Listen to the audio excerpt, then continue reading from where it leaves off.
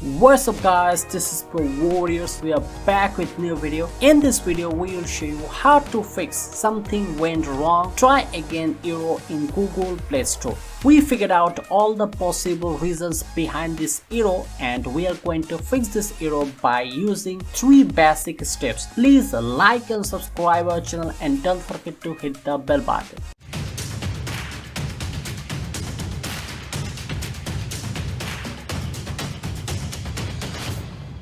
If you are using multiple Google accounts on your device, it's one of the main reasons you may facing this problem. The first thing we can do is just to switch Google account. Tap on the user icon next to the search bar, then click on drop down arrow. Here you will able to see all the Google accounts connected with your device. Just to select a different account. If you have only account, then scroll down. There is an option add another account. Click on add another account and you will get login option. With the second account, try to install application. If the error is still available, please continue. Play Store case data is also responsible for this error. Please open your phone settings, then scroll down and navigate to the apps.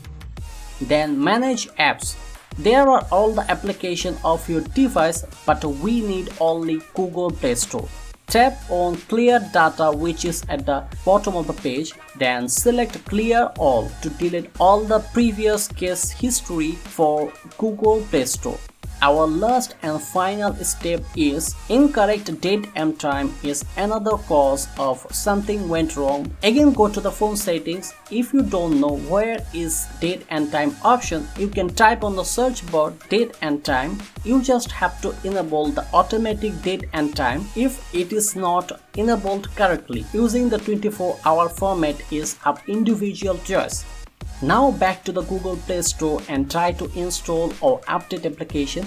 You can see my application is installing smoothly, so the error is solved. If you think this video is useful, then like and subscribe our channel. No more today. See you in the next video. Take care.